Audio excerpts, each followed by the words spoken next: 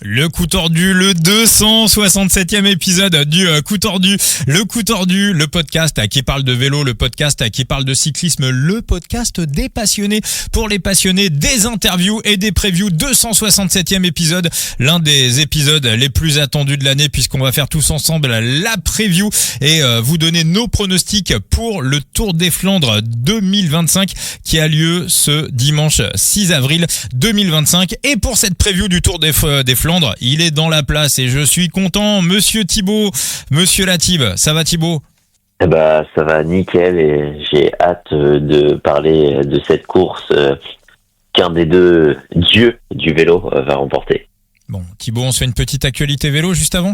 Allez, vas-y. Allez, on va revenir sur l'interview. On a un petit peu parlé en privé. Alors voilà, on voulait pas revenir dessus quand il y avait eu le sujet dans l'équipe, mais bon, il a fait Bistro Vélo, donc on va en parler un petit peu. Vous l'avez probablement tous vu. Si vous ne l'avez pas encore fait, allez voir donc le dernier Bistro Vélo avec Louis-Pierre Fréleux, avec Flo Pigeon, et donc comme invité Cédric Vasseur. Toi, Thibaut, voilà, qu'as-tu pensé de Cédric Vasseur dans Bistro Vélo ? Écoute, j'ai envie de te dire que rien n'est tout noir et rien n'est tout blanc. Et que celui qui cherche à se faire passer pour un chevalier blanc doit pas oublier qu'il s'inscrit toujours dans une nuance de gris. C'est-à-dire que Cédric Vasseur a livré sa vérité, mais sa vérité n'est pas forcément la vérité, comme la vérité des autres n'est pas forcément la vérité. Il y a sans doute un entre-deux. J'ai quand même apprécié certains trucs où quand même dans sa défense il a quand même botté pas mal en touche, on le sentait un peu gêné, mais par exemple pour le cas de l'entraîneur, tu vois, il s'est justifié, et dans ses justifications qu'est-ce que tu veux avoir à redire que de dire si c'est le cas, honnêtement, qu'est-ce qu'on peut reprocher vraiment à Cédric Vasseur dans ce cas-là? Maintenant, je ne jugerai pas ce qu'il dit, je suis pas dans les petits papiers.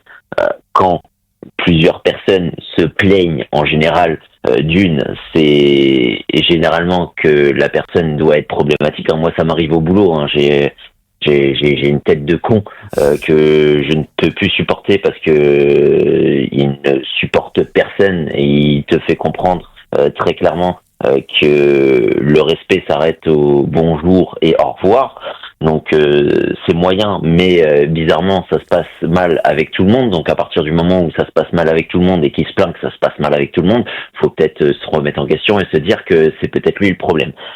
Parenthèse faite, là où j'ai été plus gêné dans l'explication de Cédric Vasseur, c'est de dire c'est entièrement mensonger et que si on pose les questions à l'intérieur de l'équipe, forcément ça se passera mieux parce que techniquement si tu pars t'es plus enclin à critiquer, surtout si ça s'est mal placé, mais par l'essence c'est beaucoup plus facile de parler quand tu n'as plus de lien de subordination avec une personne qui par sa substance de manager peut te sanctionner. Il peut te sanctionner en t'obligeant à ne plus courir. Il peut te faire courir sur des moindres courses. Donc ça peut être problématique. Et puis il peut aussi ne pas renouveler ton contrat. Donc à partir du moment où il y a un lien de subordination et qu'on oublie un peu ce petit élément, moi ça me chagrine un peu. Ah ça c'est sûr, c'est évident. Mais pour revenir sur le vélo et sur le fond de son interview, moi j'ai quand même l'impression qu'il y a un petit truc qui sous-estime. J'ai l'impression qu'il sous-estime la remontada des Astana au classement UCI. Alors, on l'a encore vu aujourd'hui là sur le Tour en Grèce avec Lopez qui va chercher la deuxième place. Ils font 5 avec Ulissi. J'ai l'impression que cette donnée Astana, elle a pas forcément été prise en compte pendant l'hiver. Possible, mais honnêtement, qui aurait parié que Astana ferait un début de saison aussi tonitruant? Maintenant, va falloir tenir le rythme, mais honnêtement, moi, je le pensais pas. Je pensais que ce serait extrêmement compliqué, voire ce serait une mission impossible, parce que c'est multifactoriel en fait cette opération remontada pour Astana. c'est à la fois une année qui est exceptionnelle, et puis il faut miser aussi sur des défaillances en face. Donc pour moi, c'était assez malvenu, et pourtant il nous prouve que va falloir les compter dans le match. Donc ouais, c'est attention à ça. Bah après ouais, on avait calculé pendant l'hiver, on s'était dit faudrait qu'Astana fasse une saison à la AG2R 2024, Décathlon AG2R. Bon là ils sont sur des bases qui sont même supérieures. Maintenant je pense que ce qui tranquillise Cédric Vasseur, c'est pas tellement la remontada des Astana, et ça il pouvait pas le dire. Et il y a encore juste avant qu'on démarre le podcast, il y a encore un article qui est sorti sur Arkea, où vraiment l'avenir est de plus en plus incertain. Les principaux sponsors d'Arkea n'ont toujours pas fait part de leurs intentions pour 2026, et on sait que voilà, quand on arrive à cette période du printemps et qu'il commence à y avoir un petit peu des bruits qui courent à droite à gauche, généralement c'est pas très très bon. Et puis alors il y a aussi un passage de Grand Plateau. Alors j'ai une dédicace, il y a un auditeur du podcast du Coup Tordu qui m'a dit arrête de parler de Grand Plateau, le Coup Tordu c'est 1000 fois mieux. Bon, t'es gentil, voilà, c'est sympa, mais c'est vrai que dans Grand Plateau il y a toujours des gens qui sont intéressants à écouter, notamment Jérôme Pinault, que moi là j'adore l'écouter parler vélo, comme j'aimais écouter Cyril Guimard parler vélo. Et dans l'avant-dernier épisode de Bistro Vélo, il a donné un petit élément en fin de podcast qui est passé complètement inaperçu, où d'après lui, je pense qu'il doit avoir des infos, il le dit pas au hasard, hein, c'est pas un mec qui balance des paroles en l'air comme ça, où d'après lui, on serait presque à dire aux coureurs de chez Arkea qui sont libres de signer absolument où ils veulent pour 2026. Donc voilà, donc moi je pense que l'un dans l'autre, à la fois la remontada d'Astana, bon c'est pas encore fait mais il remonte, et aussi les soucis d'Arkea, peut-être aussi que voilà, de ce côté-là ça tranquillise Cédric Vasseur. Après je m'attendais, je l'ai connu plus piquant, je m'attendais par exemple à ce que sur Alexis Goujard il sorte un petit peu plus la pompe à merde. Il a pas été trop dans la punch, j'ai l'impression qu'il a été un peu briefé par des conseillers en communication. Il est arrivé tout gentil, tout mielleux. Donc voilà, bon, on va pas.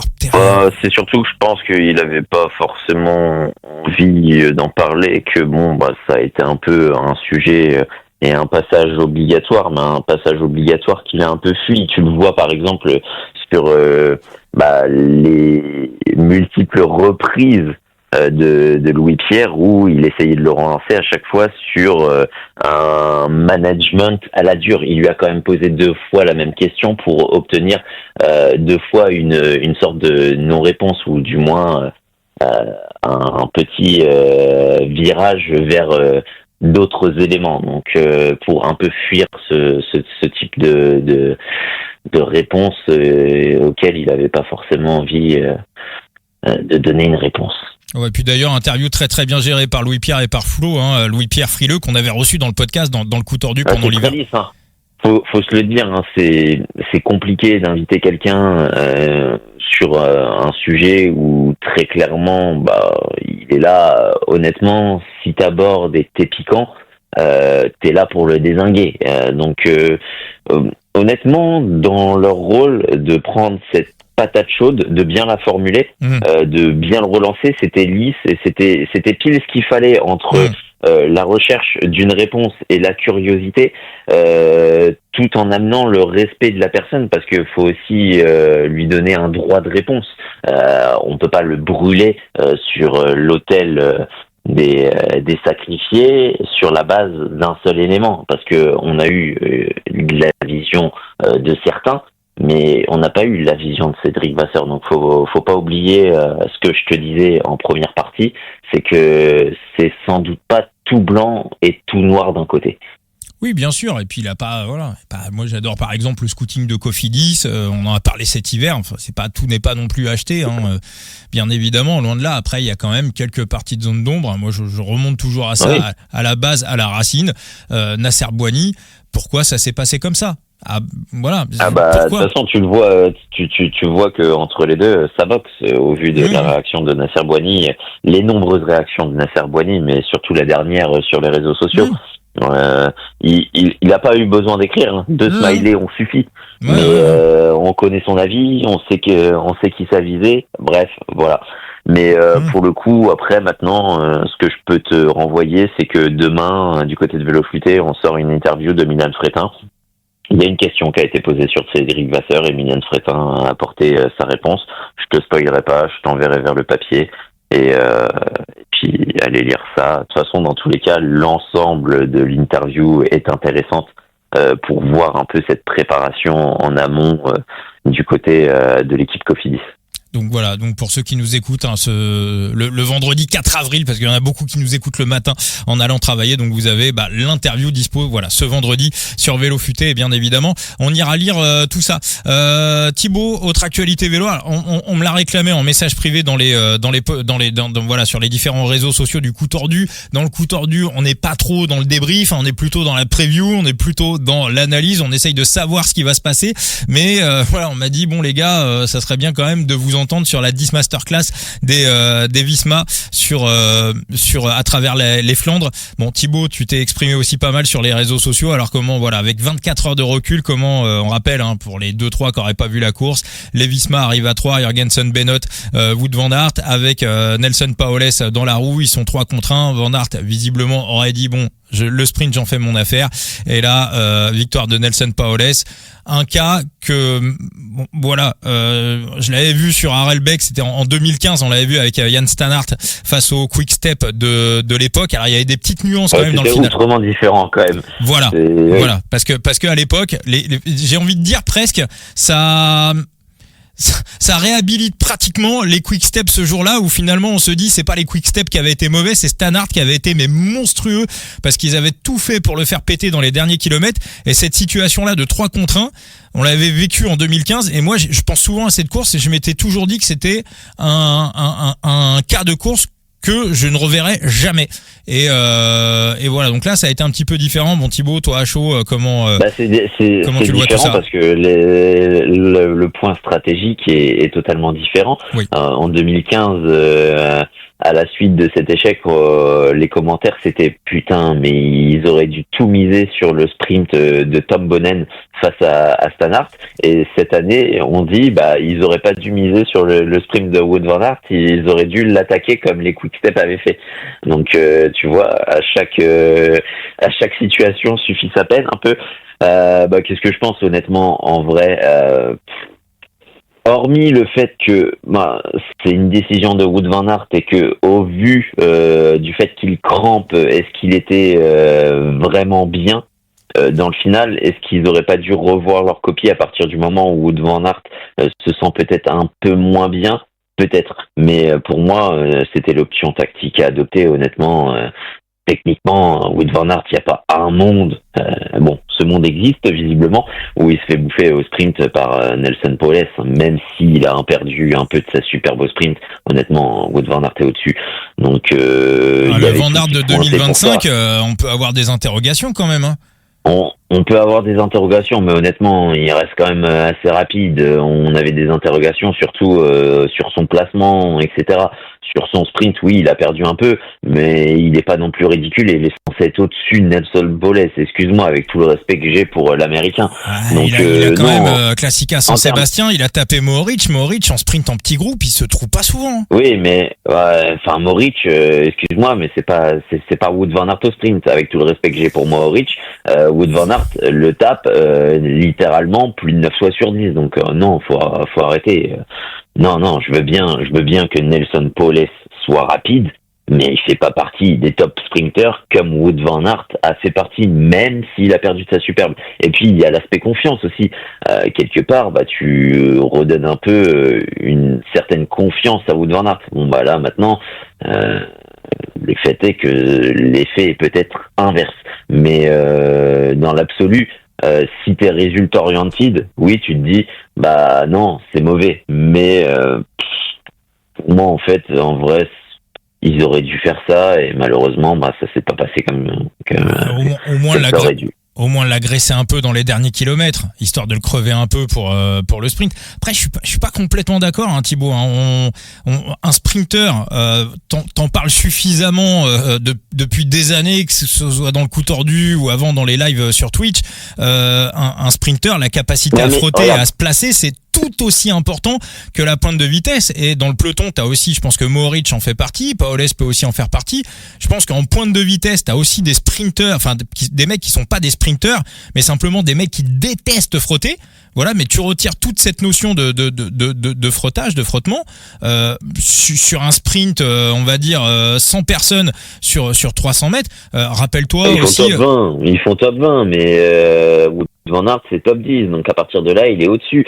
Et enfin, moi ce qui me dérange en fait, c'est que dans tous les cas, regarde, imaginons on aurait eu le même effet avec le fait que les Visma Leasebike emploient la même tactique que les Soudal Quick-Step. On aurait dit, ils ont fait les cons, ils auraient dû miser sur la pointe de vitesse de Wout van Aert. Donc à partir de là, dans tous les cas, si le résultat avait été une victoire de Nelson Poles dans un cas stratégique comme dans l'autre, on l'aurait reproché. Oui, de toute façon. Oui. Alors, on leur aurait reproché comme on a reproché au Quick-Step de pas avoir bossé pour Tom Benen. Voilà. Donc, moi.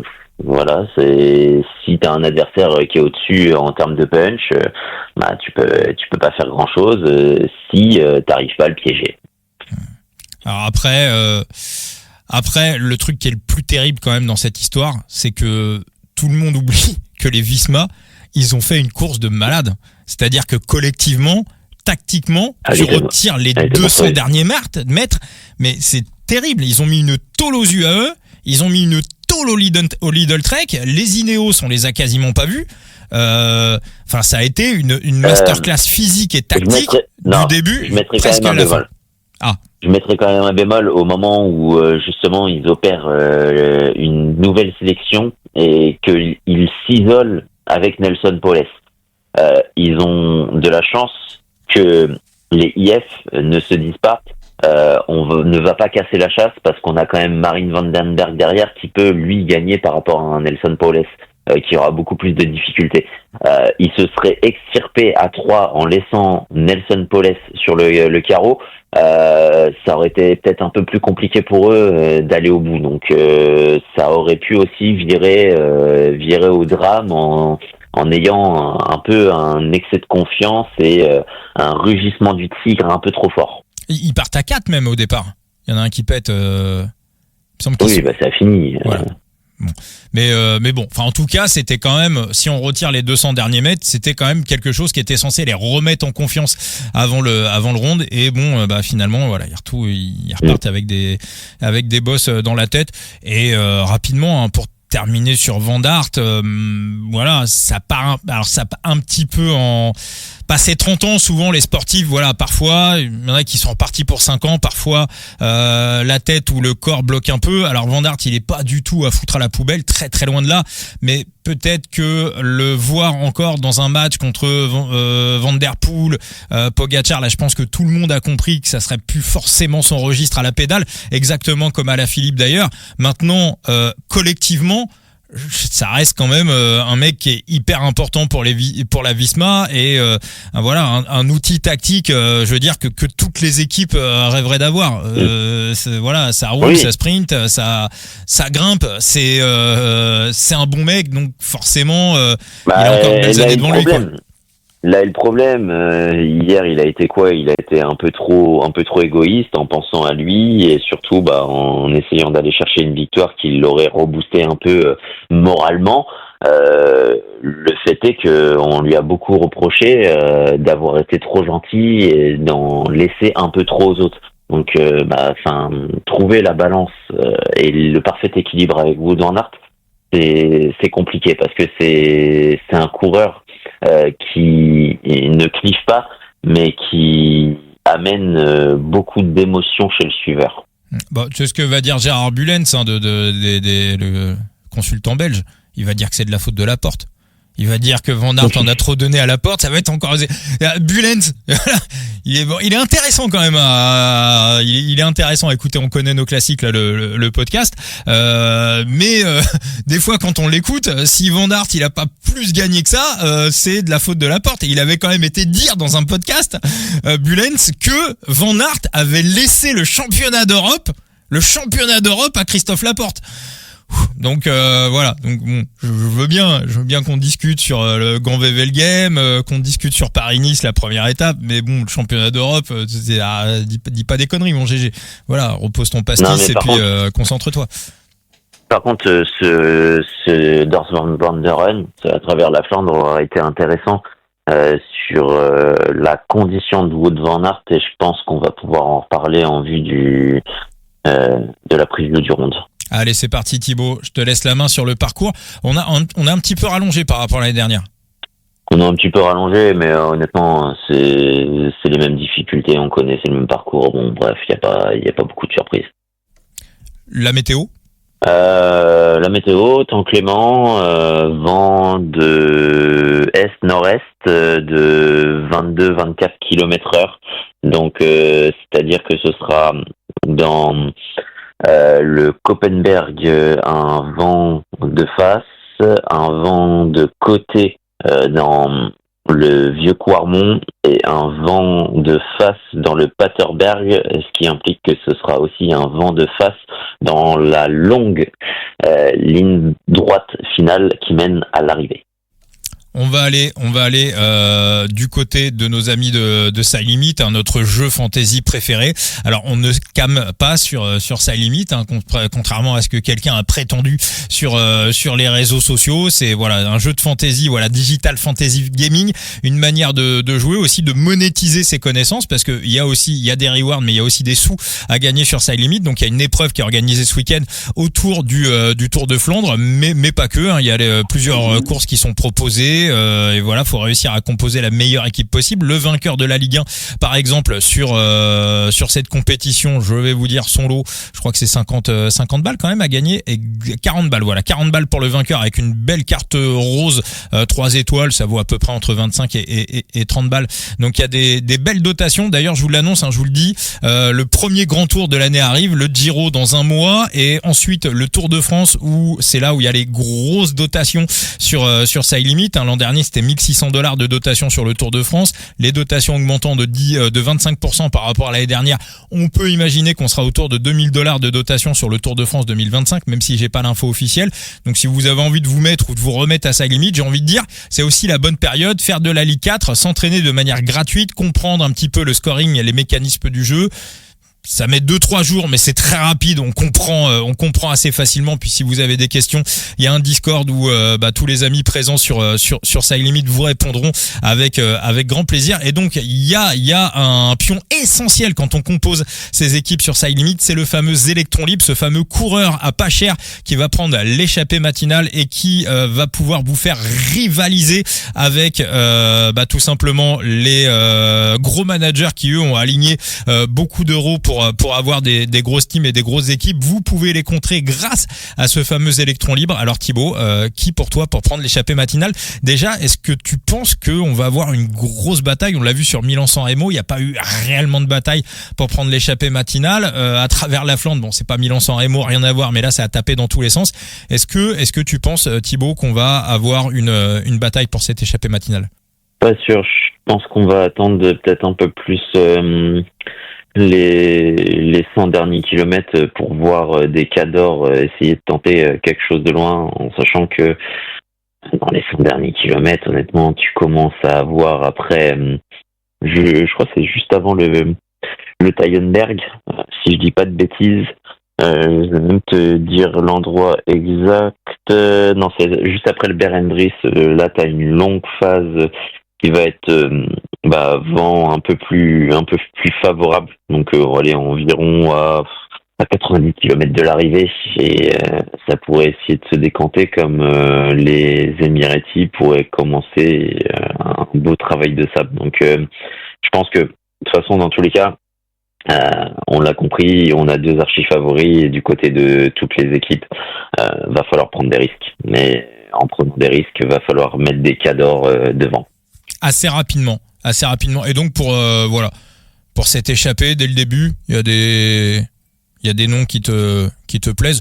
Coureurs sur Side Limit ou pas sur Side Limit. Il y a 3 équipes qui sont présentes sur Side Limit qui font ce Tour des Flandres, à savoir Israël, la Tudor et la Wagner Bazin. Donc dans la Ligue 4, on peut utiliser l'intégralité de la start list, n'importe quel coureur. On peut le faire aussi sur la Ligue 3, la Ligue 3 Cap à 250. Et puis après, quand on arrive dans la Ligue 3 avec les rôles, là par contre, faut taper dans les coureurs présents sur Side Limit. Donc échappée matinale. Tu vois des candidats sur la start list. Victor Vercouilly, l'eau ça mouille, le feu ça brûle, et Victor Vercouilly, s'il n'est pas en échappée, sa mère c'est une pute. Donc, de toute façon, dans tous les cas, j'ai l'impression que les prénoms qui commencent par Vert ont tendance à vouloir aller de l'avant. Vercouilly et mince. Ah j'ai mangé la feuille. Verbeza. Non. Vercouilly. Ouais. Verstroffer. Ouais. Ça c'est ils se battent pour la place du baroudeur de l'année. J'ai l'impression. Alors bon, je pense que du côté de la Wagner Bazin, Wallonie-Bruxelles, évidemment, bon, le slogan c'est la course en tête vive Wagner. On va vouloir en mettre à l'avant. Quentin Béza, qu'on a reçu. Reinders solide. Après, quand on prend la compo des Wagner Bazin, est-ce que Reinders c'est pas le coureur le plus fort? Est-ce que c'est pas, s'il y a un petit top 30 à viser, est-ce que c'est pas, j'ai envie de dire, celui qui en serait capable? Non, je sais pas. Après, honnêtement, moi, si tu me demandes un coureur et ce n'est pas Vercouilly, j'irais bien du côté des Soudal Quick-Step avec Ridering. D'accord. Tu penses que dans la Soudal, on va essayer parce que c'est vrai que ça a aussi un intérêt tactique On l'a vu avec Casper Pedersen récemment. Ouais. Du côté de l'E3, donc il y a tout intérêt à retenter le coup, et d'autant plus que on l'a aussi vu il y a 2 ans quand Tadej Pogačar remporte ce Ronde van Vlaanderen, ce premier ronde dans l'escarcelle du Solvay.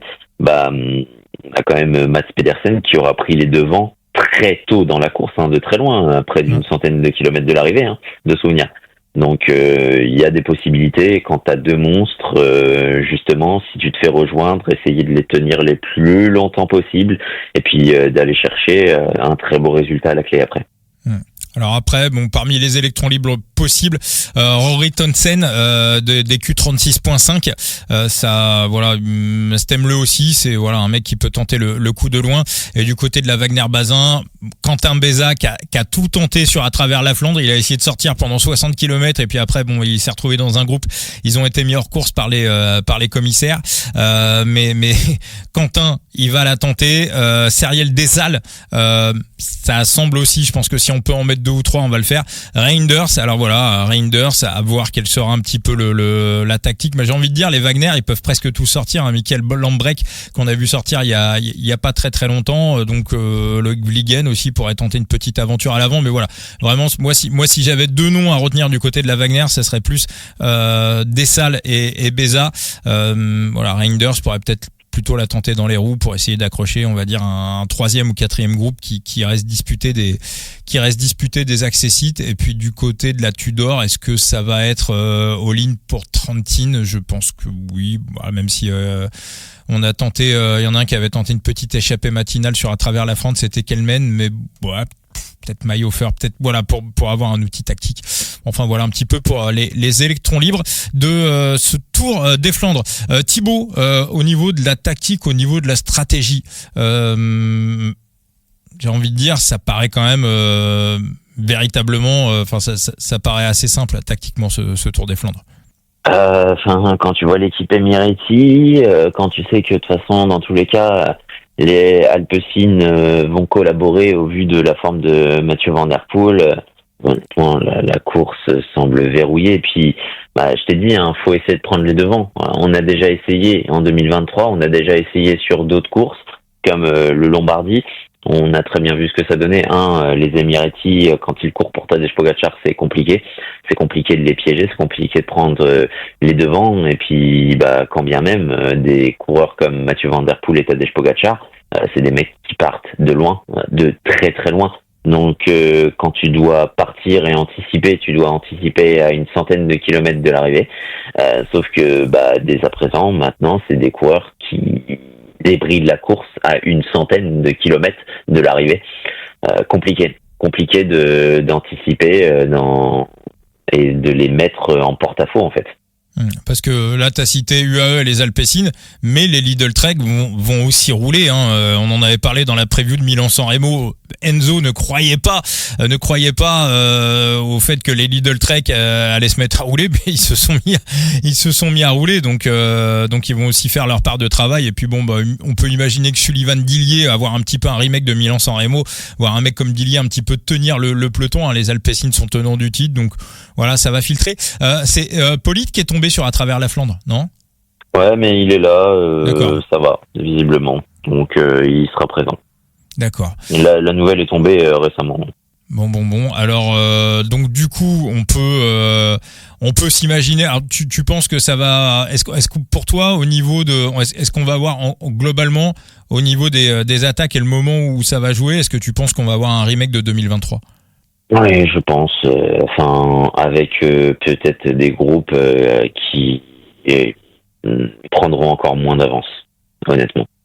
Ouais. Donc compliqué de mettre Tadej Pogačar et Mathieu Van Der Poel en porte-à-faux. Maintenant, la question c'est de savoir si Mathieu Van Der Poel va pouvoir résister aux multiples accélérations du Slovène dans le vieux Quarmont, parce que honnêtement, au vu des conditions, au vu de sa difficulté, au vu de ce qu'on en a vu récemment, le vieux Quarmont doit être le juge de paix de ce Ronde van Vlaanderen. Si Tadej Pogačar n'arrive pas à se débarrasser de Mathieu Van Der Poel dans le vieux Quarmont, faudra miser sur un sprint du côté de Denart. Et là, ce sera compliqué pour Tadej Pogačar. Alors l'intérêt, moi je pense que pour moi l'intérêt des UAE c'est de faire un petit peu faire un peu l'inverse de Milan-San Remo. C'est vrai que sur Milan-San Remo, Sullivan Dillier a pu mettre la course à un petit peu au rythme de Mathieu Van Der Poel. Là, je pense qu'il faudra plutôt qu'ils amènent le rythme sur les filières de Pogačar, à savoir si physiquement ils en sont capables à réussir à décanter le truc le plus tôt possible, parce que plus il va l'user dans les monts, plus il aura l'avantage justement quand on va arriver dans le vieux Carmont. Alors Thibaut, voilà, tout simplement, je te pose la question, on va y aller directement. Je vais rappeler que jouer avec excès comporte des risques, faites du management de bankroll, ne faites pas n'importe quoi. Est-ce que ce Tour des Flandres est un penalty pour Tadej Pogačar comme on l'annonce depuis quelques mois, ou est-ce que, à la vue de ce qui s'est passé sur Milan-San Remo et à la vue de la forme de Mathieu Van Der Poel, est-ce que tu remets Mathieu dans le jeu? Je remets Mathieu dans le jeu. Je pense que on va dire que avant Milan-San Remo, j'aurais bien donné entre 75 et 80% de chance à Tadej Pogačar.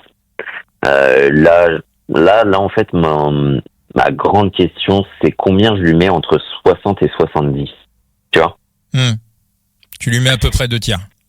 Ouais, voilà. Mais je lui mets entre 60 et 70. 65. Mathieu, je lui mets entre 30 et 40. Et tu vois, la frontière est tenue. Et quand je te dis précisément ces chiffres, c'est parce que si tu pars sur le betting et si tu pars sur les cotes, suivant le pourcentage que tu accordes entre 60 et 70, et pareil pour Mathieu Van Der Poel entre 30 et 40, la value, soit elle s'envole, soit elle bascule d'un côté, mais elle est très légère. Ah oui, non, elle peut être très légère. Donc ça va répondre à ta question. Si je dois choisir un vainqueur, je choisirais Tadej Pogačar. Si je devais le parier, je le parierais pas. Et à 1,80 ? De quoi ? À 1,80 Pogačar. Du coup, là, on récupère un peu de value. On récupère un peu de value, ouais. Mais il n'y est plus à 1,80.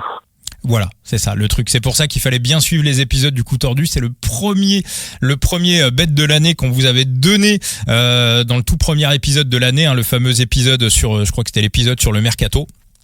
Et voilà, on vous avait donné la victoire de Pogačar sur le Tour des Flandres à 1,80. Alors moi, Pogačar, je l'évalue quand même un petit peu plus haut que toi, Thibaut. Je le mets un petit peu plus je le mets plus autour de 75%. Même si avant Milan-San Remo, je l'aurais plutôt mis aux alentours de 95%. Je le mets 75-77. Pourquoi 75, ça fait quoi? Ça fait 3 quarts. Ça fait une cote à 1,35, un truc dans le genre. Enfin, je le fais de tête, je vais te dire.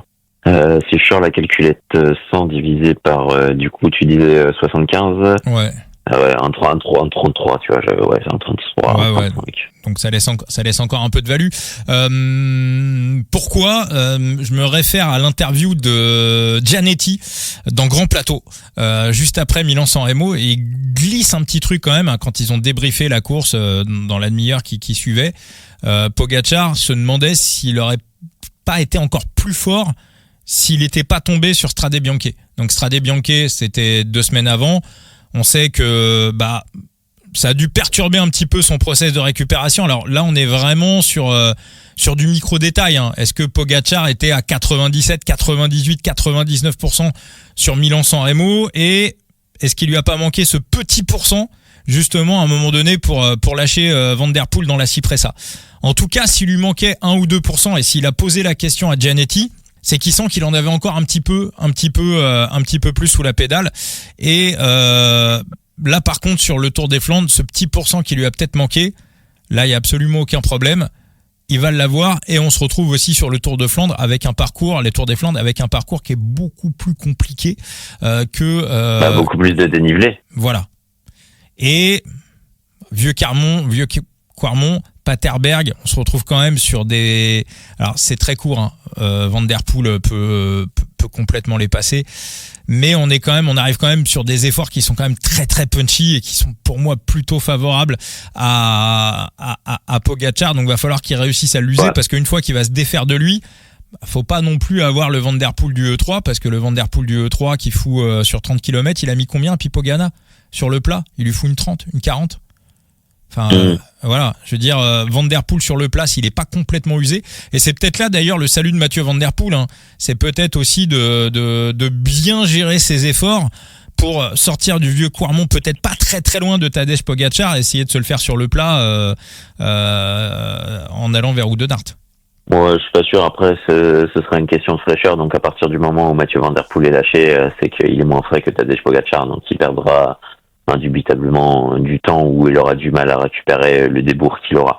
Mais là où c'est intéressant, par exemple, c'est que hier, on l'a tous vu, Tadej Pogačar a fait une belle sortie. Bon, on peut tempérer certains segments. Il a quand même reconnu le vieux Quarmont. Il l'a reconnu aussi vite que Wout van Aert l'a grimpé pendant le 3. La montée de Wout van Aert était très bonne. Elle était légèrement inférieure à Mathieu Van Der Poel. Tadej Pogačar l'a monté en 3,11, en sachant qu'il l'a monté vent de côté, légèrement peut-être un peu de face, alors que en 2023 il l'a monté 11 secondes plus faible, en sachant qu'il l'avait vent un peu plus 3 quarts d'eau, et que Mathieu Van Der Poel pendant le 3, comme Wout van Aert, l'avait vent dans le cul. Donc voilà, ça place un peu la performance de Tadej Pogačar, certes plus frais à l'entraînement, et encore quoique il était au bout de 200 km assez rythmé, même si c'est derrière voiture, faut quand même se les taper. Donc Tadej Pogačar est en condition, et Tadej Pogačar a visiblement les faveurs dans ce vieux Quarmont. Donc voilà, bon pour toi, Pogačar, s'il y avait un pronostic à faire, mais pas de pari. Et moi ça bouge pas, je reste sur le PLT qu'on vous avait donné dans le premier épisode de l'année, à savoir Pogačar. Donc voilà, j'espère que vous l'avez pris à 1,80 avec 0,5% de bankroll. Thibaut, moi j'ai l'impression qu'on va avoir un Tour des Flandres où au niveau des pronostics ça va être, on va dire quasiment sans surprise, à savoir premier Pogačar, deuxième Van Der Poel, troisième Mats Pedersen. Est-ce que c'est aussi ton sentiment? Non. Non, d'accord. Donc toi, tu penses qu'au niveau de la troisième place, ça peut être beaucoup plus disputé? Je pense que ça peut être plus disputé. Mats Pedersen, oui, on l'a vu, il est dans une forme tonitruante. Oui, il grimpe plutôt bien. Oui, il a déjà fait troisième derrière les deux zigotos et dans cet ordre-là en 2023. Mais il avait anticipé et je pense qu'une course plus décousue à l'arrière, avec certains hommes qui seront peut-être un peu plus présents, qui n'étaient pas forcément présents du côté de l'E3, qui vont l'être. Je pense que c'est beaucoup plus ouvert quand même que ça pour la troisième place et que c'est absolument pas un cadeau du ciel offert à Mats Pedersen pour être ce troisième homme. Alors, Thibaut, est-ce qu'il y a des noms qui te plaisent justement pour aller chercher le podium avec les deux monstres? Je suis en train de réfléchir en fait encore actuellement à la stratégie qu'il peut y avoir. Est-ce que c'est un mec qui aura anticipé et qui sera allé chercher cette place, un peu comme par exemple Casper Pedersen a allé chercher un très beau résultat du côté de l'E3. Est-ce que quelqu'un qui aura pris les devants peut essayer de résister comme ça, ou est-ce que derrière ça c'est un homme fort qui s'isole, mais du coup, il faudra être quand même un plutôt bon rouleur pour résister à un groupe qui sera peut-être un peu plus organisé. J'ai quelques noms en tête, honnêtement, et quelques scénarios où est-ce que au final, derrière, on finit pas en petit groupe, tu vois. Et là, je mettrais peut-être en jeu un sprinter qui grimpe bien et pas forcément Mats Pedersen. Donc je suis en train de réfléchir, mais dans l'absolu, j'ai quand même un nom qui me plaît. Alors moi aussi, il y a un nom qui me plaît. Alors moi, c'est pas pour le top 3, c'est pour le top 10 et top 3 osé. D'accord. Mais top 10, pour moi, top 10, c'est si je dois prendre un truc, je prends le coureur auquel je pense. Moi, si tu veux, le fait que la course se décante quand même relativement tôt, et c'est ce qu'on voit de plus en plus dans le cyclisme, et on le répète souvent, parce que ce type de course, l'année où Alberto Bettiol remporte le Tour des Flandres, de mémoire, il me semble que ça se décante à 30-40 km de l'arrivée. Hein. On est sur un peloton qui est quasiment compact à ce moment-là. Donc la différence avec le cyclisme d'il y a allez, ne serait-ce qu'encore 5-6 ans, c'est que les courses sont décantées beaucoup plus tôt. Et des courses décantées beaucoup plus tôt, qu'est-ce que ça veut dire ? Ça veut dire que ça favorise les profils endurants. Et donc plus on va sur des profils endurants, plus on va sur des mecs, on va dire, qui ont plutôt des profils de grimpeurs. Donc moi, je pense que Pedersen va aller. Alors pareil, je le prendrai pas, je le miserai pas. Tout est parfaitement coté. Je pense que Pedersen, alors qu'il est pas un pur grimpeur, mais on l'a vu quand même sur Paris-Nice, c'était quand même impressionnant. Donc pour moi, Pedersen, il a la caisse, il a l'entraînement, il a la préparation et aussi l'équipe pour jouer avec les deux autres, être derrière et aller chercher la troisième place. Mais on va dire qu'entre la 4e et la 10e place, je pense qu'on aura plutôt une majorité de punchers grimpeurs plutôt qu'une majorité de sprinters punchers. On t'écoute pour le nom que tu veux nous donner. Magnus Sheffield. Pas mal. Ça colle aussi avec ce que je viens de dire. Hein. Sheffield, c'est aussi un mec bon rouleur. C'est aussi un mec qui est très largement correct en montagne. Alors après, il fait quoi ? Il fait 6e l'année dernière, 6-7e. On l'a vu qui est plutôt dans une très bonne forme sur les récentes courses, que ce soit sur Paris-Nice, sur la Sabatini, et puis sur là actuellement, sur les dernières courses, dont à travers la Flandre, il faisait partie des hommes les plus forts. Donc je suis particulièrement séduit par la forme et la façon de courir assez incisive de Magnus Sheffield, et je sais que c'est un mec qui peut essayer aussi parfois de prendre les devants et potentiellement aller très loin. Alors sur un scénario d'anticipation, Magnus Sheffield, je vais pas vous donner la cote du top 3 parce que je l'ai pas, mais je vais aller vous chercher 25. La cote du top 10 2,5. Ah seulement ? D'accord. Sur le Boucref. D'accord, le Boucref, 2,5 pour Magnus Sheffield. Ok. Tu vois, moi je regarde un peu les top 10. Van Aert, voilà, on en a parlé tout à l'heure. Il va faire quoi, Van Aert, sur ce Tour des Flandres ? En fait, là, on peut se dire, oui, on est plutôt rassuré de Wout van Aert, mais il a un peu échappé à ses problèmes de placement en anticipant. Est-ce qu'il aura pas beaucoup plus de mal du côté de dimanche, peut-être. Et puis moi, il y a des trucs qui me chagrinent avec Wout van Aert. C'est que dans des bergs qui étaient quand même un peu plus faciles que ce qu'on va avoir dimanche, je l'ai vu énormément grimacer. Je l'ai vu énormément se dandiner aussi sur sa machine, ce qui nous dit qu'il a crampé un peu dans ce sprint. Mais au-delà du sprint, je l'ai peut-être trouvé un peu à court physiquement dans cette longue allée vers l'arrivée. Donc ouais, je suis pas séduit dans l'absolu par Wout van Aert, et je pense que on va prendre une petite claque derrière la tête. Ah ouais, et puis en plus il a pas dû bien récupérer d'à travers la Flandre. On sait que le sommeil c'est capital quand même pour un coureur. Donc et puis c'est très souvent aussi la nuit, pas la nuit qui précède, mais la nuit de l'avant-veille. Donc voilà, ça laisse quand même un petit peu de temps.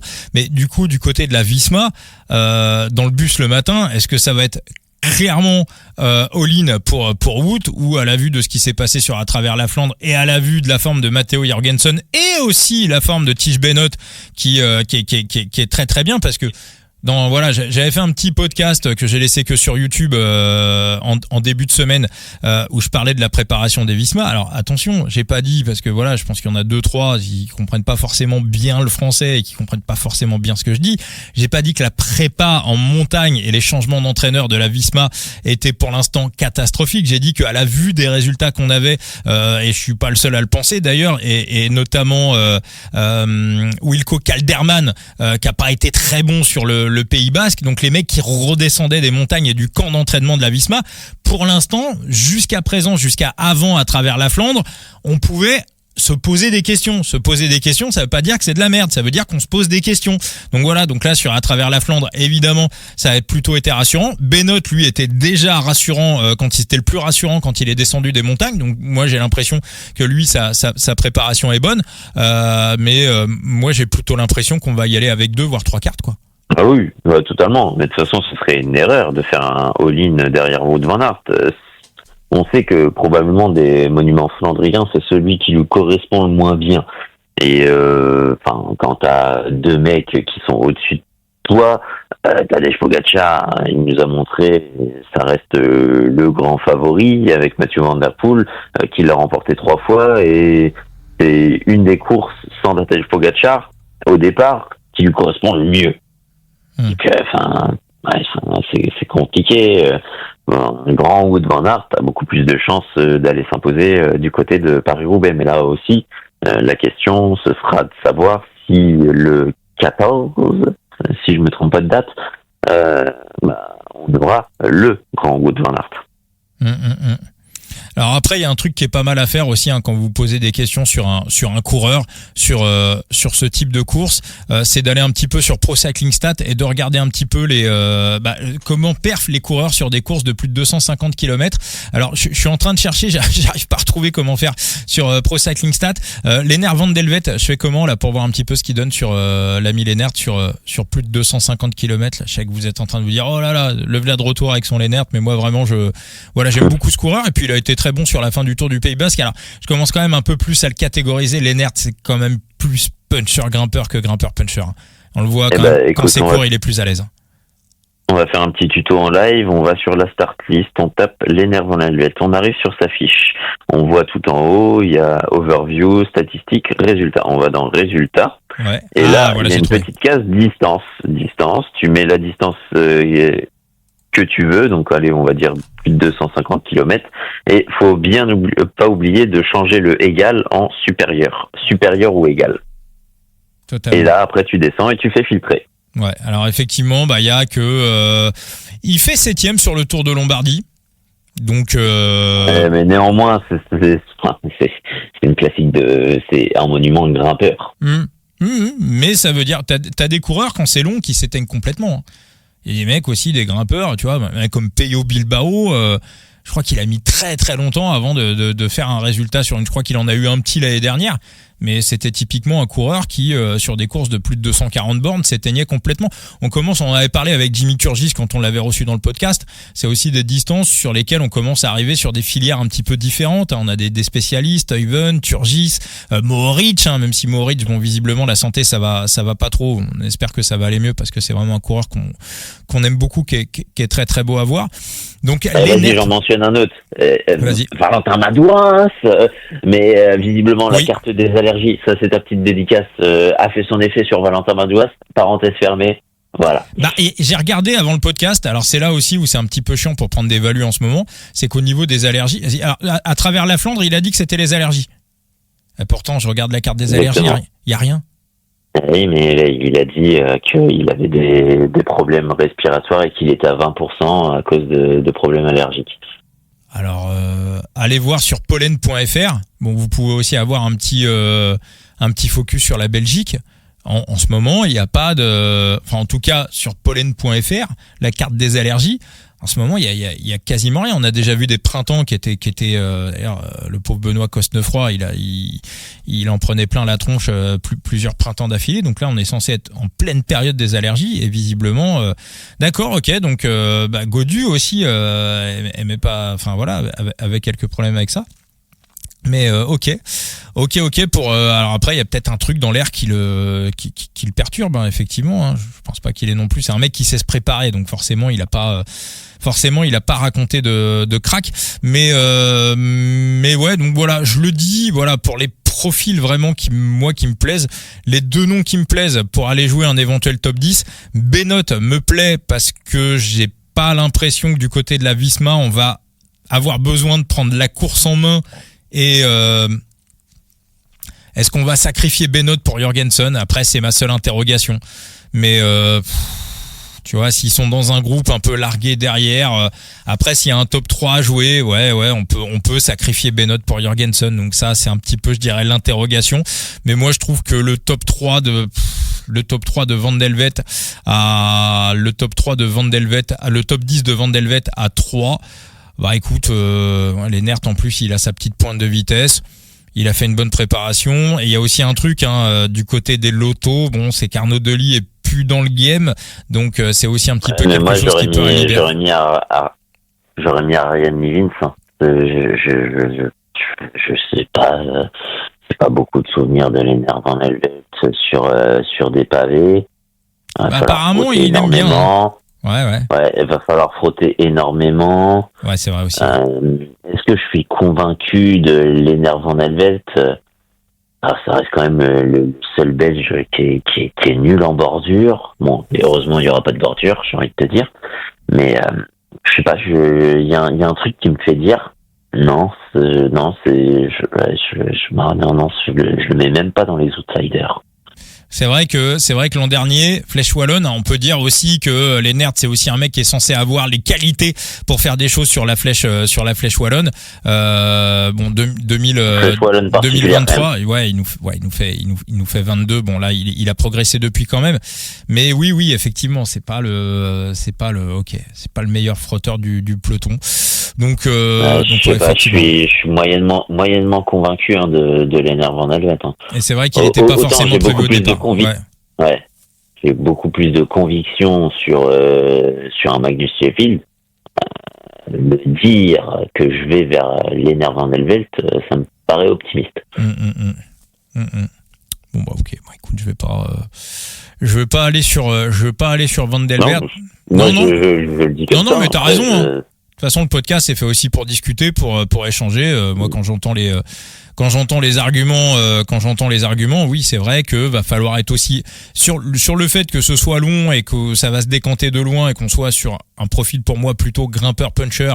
Voilà, pour moi dans le top 10, pour moi il coche les cases, mais il y a aussi toute cette partie où va falloir être placé, va falloir frotter et voilà, je pense pas que voilà, puis bon, en plus en tant que Flamand, on peut imaginer les raisons qui l'ont amené à insister auprès de sa direction pour être sur la start list, parce que c'est lui qui a insisté pour faire le Tour des Flandres et je pense qu'il profite de la place laissée vacante par Arnaud Delis. Mais c'est vrai que de base, on est aussi là pour amener la réflexion, de base base, si ses directeurs sportifs de manière instinctive lui ont pas dit écoute grand, le Tour des Flandres c'est pour toi, on va te mettre dessus, c'est que ils sentent aussi qu'il a pas forcément automatiquement les qualités pour précisément parfait sur cette course, et peut-être qu'il y vient aussi pour prendre de l'expérience, parce que en bon flamand qui se respecte, je pense qu'il rêve de parfait dessus, et c'est aussi une course qui demande aussi de l'apprivoiser, de l'expérience, et peut-être qu'il profite aussi de la place d'Arnaud Delis. Puis bon, s'il peut échapper un top 10,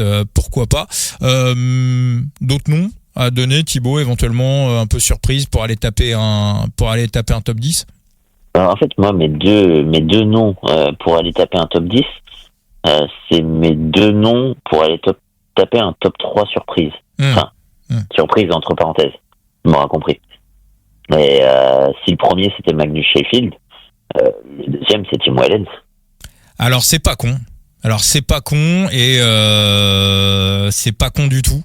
Est-ce que derrière, en fait, il va profiter du fait que Tadej Pogačar est devant, et en fait, il va y avoir un travail de sap de son équipe, mais une fois que le travail est fait, en fait, le travail de Tim Wellens, c'est pas de faire un gros rythme dans le vieux Quarmont, parce que en fait, les plus forts pourcentages sont dès le pied. Donc, en gros, il y a un relais de 300-400 mètres à faire, et puis après, c'est accélération de Tadej Pogačar. Donc, au final, Tim Wellens, il est vite dans le jeu à chercher derrière, contrôler derrière, suivre les coups derrière, ne pas rouler derrière, enterrer les autres derrière, et que ça profite à Tadej Pogačar. Et pour le coup, ça lui profite à lui aussi, parce qu'il roule pas, et puis il fout sa mine au dernier moment, et puis il est plutôt bien. Donc, tactiquement, en fait, il peut remporter la mise grâce à Tadej Pogačar. Pour toi, le poisson pilote, alors je dis poisson pilote, bien évidemment, dans un sprint, un poisson pilote, c'est dans les 100 derniers mètres ou dans les 200 derniers mètres. Pour Tadej Pogačar, un poisson pilote, c'est le mec qui va lui faire le rythme dans la bosse à 80 km de l'arrivée. Donc, pour toi, le dernier, on va dire, dernier relayeur avant l'attaque et avant que ça parte en cacahuète, c'est Wellens, c'est pas plutôt Narvaez comme on a vu sur Milan-San Remo? Non, c'est possiblement quoique non, Narvaez, ils vont peut-être je pense que Narvaez, il va être utilisé dans le Koppenberg. Alors après, honnêtement, je pense. Après, si on reprend est-ce qu'il était là en 2023, Wellens? Est-ce qu'on avait eu des équipiers de Pogačar sur les flancs de 2023? On n'avait pas eu des équipiers de Poggi. Par contre, sur celui de 2022 où il est battu, où il fait 4e, non, mais après avoir un scénario à la Strade Bianche. En 2023, quand même, en 2023, en fait, si je me souviens bien, c'était Bjerg qui avait été énorme. Il avait été énorme au pied du vieux Quarmont avec un rythme infernal avant l'attaque de Tadej Pogačar. Ouais, d'ailleurs, on l'avait donné sur Milan-San Remo cette année-là, où il avait sur Milan-San Remo, sur Paris-Roubaix, où il avait pas été très très mal. Il avait pas été trop mal, c'était pas passé, mais dans l'idée, c'était pas ridicule. Ok, pour Wellens, un petit tour du côté des match-up, Thibaut? Je vais les découvrir en même temps que toi pour le coup. Allez. Moi, je les ai regardés. Écoute, j'avoue. Alors quand même alors là ça collera pas avec le match-up, mais quand même dans Bistro Vélo, Cédric Vasseur a dit qu'il avait de très bons indicateurs sur Dylan Teuns. Et on sait que Dylan Teuns, le Tour des Flandres, c'est aussi une course qui lui réussit très très bien. Écoute, on n'a pas parlé de Pipo Ganna, ça peut donner quoi? Ganna, on l'attend plus sur Roubaix la semaine pro, non? Oui, j'ai pas compris son ajout, en sachant que c'est des bosses où il va reculer, il va être constamment en chasse. On l'aime beaucoup avec Enzo, mais Pipo Ganna, c'est absolument pas un prétendant pour ce podium. Compliqué d'aller chercher un aussi bon résultat que sur Milan-San Remo. Je suis sceptique sur Ganna. Est-ce qu'il a pas été Ouais, alors il est sur la. Moi, je le vois proposé par les books, mais il est bien sur la start list. Oui, c'est ajouté. Et c'est lui qui a demandé il y a pas un mec qui est malade ou un truc comme ça. Bon, sachant que Roubaix, c'est dans pas très longtemps. On peut imaginer qu'il se prépare.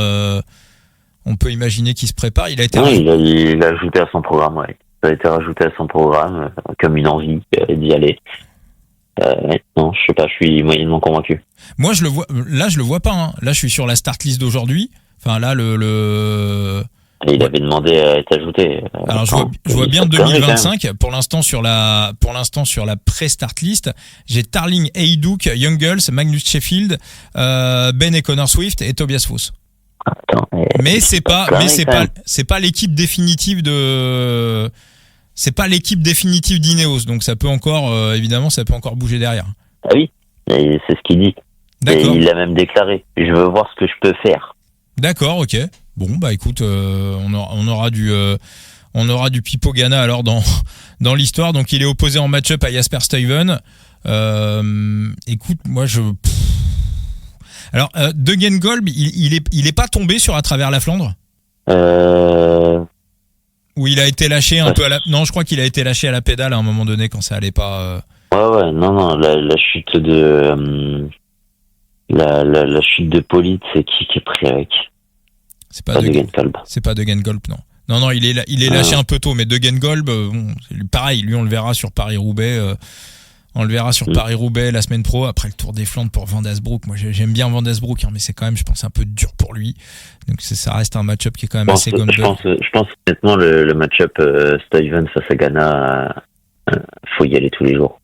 Stuyven devant Ganna. Au vu de la forme de Stuyven, il monte en puissance. Les leaders vont rouler de manière offensive. Ils sont souvent en plus, et Mats Pedersen le dit, ils ont quand même plusieurs cartes à jouer, dont Stuyven. Stuyven, c'est une belle course qu'il apprécie. Ganna sur une course dure comme ça, là, j'ai plus de mal à y croire qu'un Stuyven, tu vois. Genre Ganna, si je dois le placer, je le place à la limite entre, de manière optimiste, 8e. De manière assez logique et pragmatique, je le place 12, tu vois. Je le place devant. Est-ce qu'ils vont pas cramer Stuyven pour Mats Pedersen? Moi, c'est ça qui me fait peur. Non, ça va être du co-leadership. Ça va être à toi ou moi. À toi ou moi, et à qui profite le crime. Bon, non, pour moi, il y a un match-up qui me paraît, pour moi, c'est un 95-5. Et après, la cote est vraiment toute petite. C'est Mats Pedersen contre Wout van Aert. Le problème, c'est que Mats Pedersen est à 1,40. Donc, c'est des cotes sur lesquelles j'aime bien aller sur ces cotes-là quand c'est du 100%, quoi, en fait, ou du 99%. Après, on sait jamais, hein. Wout, c'est un champion. Il peut aussi arriver avec le couteau entre les dents Je crois pas. Moi non plus, j'y crois pas. Moi non plus, je pense qu'il va arriver avec il peut arriver avec une bosse sur la tête. Alors après, faudrait que collectivement on aille au moins chercher un podium du côté de la Visma pour, on va dire, voilà, et qu'il ait servi à quelque chose sur la course et pour lui donner un peu le sourire. Encore une fois, hein, voilà, Van Aert. Ce qui me fait peur, c'est le schéma de course après, ce que tu peux opposer, c'est quand même le schéma de course de Mats Pedersen. Ah bah il va. Ah oui, il va partir de loin, hein. On le connaît, hein, l'animal. Mais en fait, partir de loin face à des animaux pareils, on sait, c'est un mec qui est endurant, mais il y a un moment, ça va être du côté du Danois, il y a un risque de plus de son, plus de lumière. Hein. Oui, il peut. Oui, et puis c'est un champion. Lui, il va pas jouer la 3e place. Hein. Il va pas jouer la 3e place. Hein. Je pense que 3e ou 15e, je pense qu'il s'en fout. Je pense. C'est. Je suis quand même. S'il a moyen d'aller la chercher, il va aller la chercher. Si. Oui. Il va pas. S'il est dans un petit groupe, il va sprinter, évidemment. Maintenant, je pense qu'il prendra le risque. Il peut prendre le risque de se faire sauter la caisse pour arriver avec les. Il bosse pour ça. Ouais. Je dis ça parce que c'est exactement ce que t'as dit là précédemment. C'est exactement ce que je pensais sur Milan-San Remo, et au final, il allait faire le sprint dans le groupe, tu vois. Et pour moi, une place sur le podium, qu'est-ce que ça l'intéressait pas du côté des MSR, tu vois. Enfin, même une 4e place, tu vois. est-ce que ça l'intéressait? Mais pourtant, il est quand même allé faire son sprint. Donc non. Alors qu'il y avait Milan dans le groupe. Donc ouais, non, s'il doit y aller, il ira. Mais le problème, c'est qu'on l'a vu souvent sur ce type de schéma.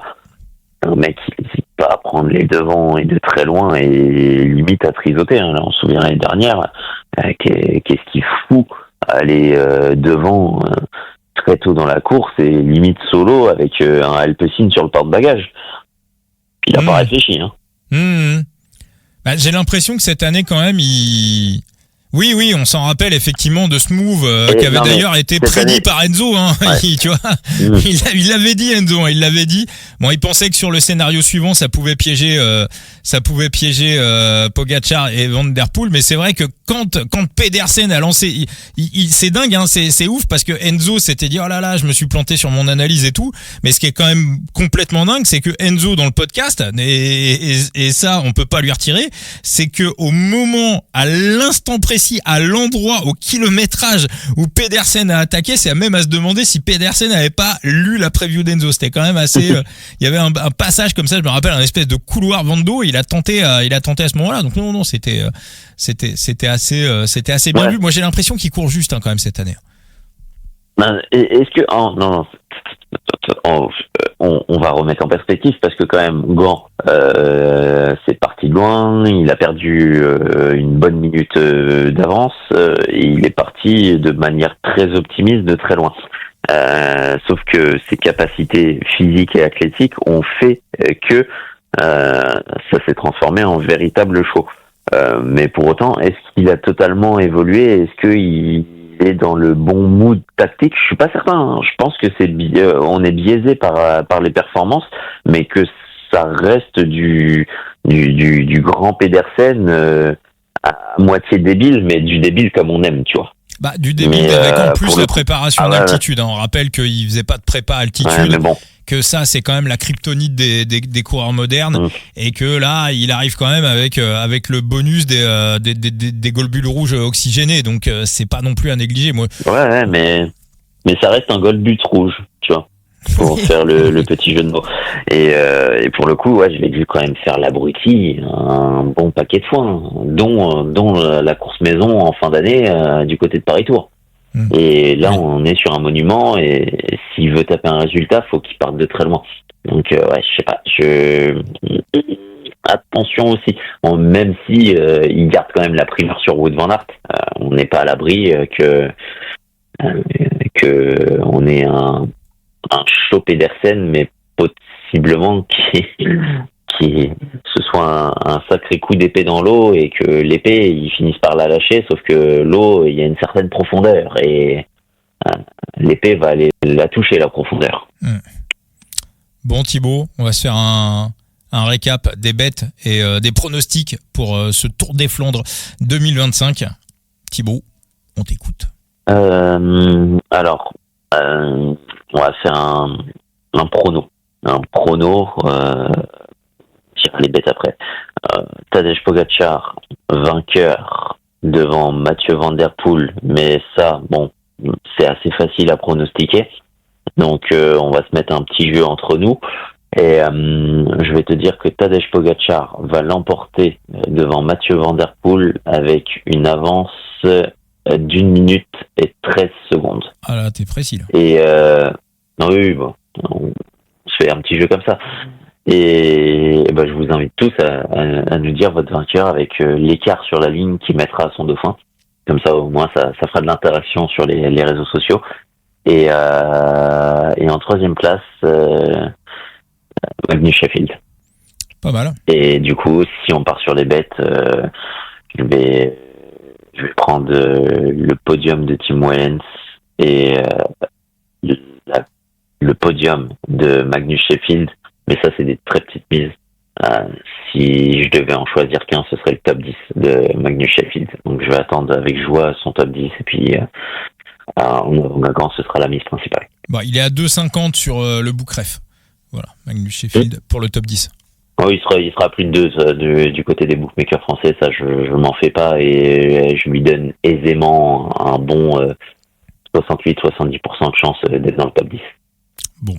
Eh bah parfait, parfait Thibaut. Moi le bet, je vais rester sur le PLT qu'on vous a donné en début d'année. Donc c'est la victoire de Tadej Pogačar avec 0,5% de bankroll. Voilà, ça ira pas plus loin. Il y a un truc, je sais pas si t'as vu sur une vidéo de Roger Federer qui expliquait que dans sa carrière, est-ce que tu sais combien de points? Alors Roger Federer dans sa carrière, il a gagné 80% de ses matchs. Maintenant, est-ce que tu sais quel est le pourcentage de points qu'il a gagné dans sa carrière? Ah, intéressant ça. C'est hyper intéressant. Sa démonstration, elle est hyper intéressante. Et vous allez voir comment vous pouvez aussi l'analyser et réfléchir un petit peu à ça dans le betting. 43. Il a je dirais qu'il est en dessous de 50. Non, 54. C'est-à-dire qu'il a gagné 80% de ses matchs et il a passé 54% de ses points. Et il avait un truc, quand il ratait un point, on va dire assez facile, ça pouvait lui arriver, plutôt que de gamberger pendant 10, 15, 20 minutes sur un point perdu, voilà, il se disait c'est juste un point. Et c'est exactement ce que Tony Parker expliquait aussi quand il était arrivé aux Spurs. Il était tombé. Il y avait qui comme grand joueur aux Spurs avec lui? Je suis pas grand spécialiste de basket. Kobe Bryant, non? Je sais plus, un grand joueur, peut-être Jimmy Connery, voilà, je suis un footix en basket, mais il y avait un grand joueur des Spurs, Tony Parker au départ quand il arrivait un basketix. Exactement, un basketix sur les premiers points quand il ratait et qui foutait ça à côté, il allait voir il sortait de son match. Et un jour, il va voir le gars, il dit mais toi comment tu fais quand t'en rates une, tu restes dans le match? Pourquoi? Il lui dit parce que le passé n'existe plus. Le passé n'existe plus. Donc voilà, tu peux pas revenir dessus, ça existe plus. Donc et Federer, c'est un petit peu ça. Et ce qu'il expliquait aussi, c'est que des fois il passait des points, mais des points de ouf. Voilà, le public était debout, tout le monde applaudissait et tout. Mais à la fin, c'est quoi? C'est juste un point. Voilà, c'est juste un point. Et si vous êtes dans le betting, alors c'est sûr que c'est toujours plus beau d'aller rentrer un truc sur le Tour des Flandres ou sur une course mythique. Mais si vous rentrez 3 bêtes sur comment il a dit Jackie Durand, il a donné un nom de course là, je sais plus, le critérium de la course en acier, ou je sais plus, il a donné un truc, ça m'a fait rire cette semaine. Mais si vous rentrez un bet sur une course qui est sous les radars, qui est complètement claquée, c'est juste un bet. Et le Tour des Flandres, ça a beau être la course, on va peut-être encore éclater notre record. On a passé notre record du nombre d'écoutes sur 1100 MO. Je pense qu'on va le battre encore sur le Tour des Flandres. Mais voilà, ça reste juste un bet. C'est pas parce que la course est importante, s'il y a rien si ça paraît hiérarchisé, si vous n'avez pas une analyse factuelle qui vous permet d'aller plus sur un coureur ou sur un autre, restez au chaud. Donc moi l'analyse, elle est là depuis 3-4 mois. C'est la victoire de Tadej Pogačar. Ce qui s'est passé ensuite sur le début de la saison me conforte dans cette idée-là. Et j'ai pas. C'est vrai qu'en ce moment les books codent quand même très très bien. C'est assez compliqué d'aller. C'est assez compliqué d'aller chercher des values, tu vois. Même la carte des allergies, je l'avais regardée avant le podcast. Alors tu me dis que Madois a eu des problèmes sur À travers la Flandre, mais bon. C'est sa déclaration, hein. Ouais, mais en même temps, le pollen.fr, il y a rien. Il y a un peu d'allergie en Suisse en ce moment. Voilà, mais la France, la Belgique, c'est nul, quoi. C'est complètement nul au niveau des allergies. Donc après, encore une fois, il y a aussi, il peut être sensible à un arbre ou un truc un petit peu particulier. Mais en tout cas, on peut même pas aller jouer là-dessus pour trouver quelque chose sur ce Tour des Flandres. Je pense qu'on a fait le tour, Thibaut. Ouais, je pense qu'on a fait le tour. Maintenant, c'est une course qui est compliquée, honnêtement. Même, quand tu vas chercher un top 3, tu vas chercher la dernière place restante, sauf incident, hein, on va pas se mentir. Donc c'est compliqué. Donc faut aller chercher. Puis même la victoire, pour le coup, la victoire n'est pas donnée à Tadej Pogačar, ce qui est plutôt appréciable vu ce qu'a montré Mathieu Van Der Poel, même si la tendance est quand même pour le Slovène, faut pas se mentir. Ouais, c'est pas l'Estrade Bianche, on va dire. Il y a un petit peu plus d'ailleurs, si Van Der Poel avait été sur l'Estrade Bianche, la victoire n'aurait pas été non plus donnée à Tadej Pogačar. très très loin de là. Merci beaucoup pour ce coup tordu. Thibaut, on rappelle qu'on te retrouve sur Thibaut Chambre, ton compte Twitter. Lucas Koubis, que tu as interviewé pour Vélo Futé. J'invite tout le monde à aller mater ça, donc sur Vélo Futé. Donc, interview de Milan Frétin. Ça ressort quoi, du coup, de Koubis Koubis, comme petit. qu'est-ce que je vais ressortir un peu de Koubis? Qu'est-ce que j'en ressors de Koubis? Faudrait que je me remémore un peu le truc. Bon, il est sympa déjà. Ah ouais, c'est une crème. Ouais. Le pauvre. On avait rendez-vous, je sais plus, à 18h en téléphone. Je lui laisse message, pas de réponse. Je l'appelle, pas de réponse. Je le rappelle 10 minutes après. Le pauvre, il décroche en s'excusant parce qu'il venait de rentrer de son entraînement. T'inquiète, c'est pas grave, on va prendre ta douche. Mais non, je l'ai monopolisé pendant 20 minutes. Non, très sympa. Très sympa, et moi ce que je note, c'est que il y a quelque part au-delà d'un amour du maillot, un amour d'un projet, et celui de vouloir grandir et faire les courses qu'il veut, mais avec l'équipe. Bah, moi, ce que j'en retiens, et ça colle un petit peu avec ce qui se passe actuellement, parce vous savez, vous tous qui êtes à l'écoute dans le coup tordu, on est à l'anticipation, donc là, on a eu les wildcards, ça y est, pour les grands tours, en tout cas pour le Giro et pour le Tour de France. Mais pour 2026, ça peut être un sacré bordel avec le top 30 UCI. Déjà, le Giro, ça va être extrêmement compliqué pour la Bardiani, et ça va quand même être un fait quand même assez historique, parce que la Bardiani, enfin, sous différents noms, mais la Bardiani fait le Giro depuis 40 ans. Pour l'instant, ils sont pas dans le top 30. La Polti d'Alberto Contador, c'est pas gagné.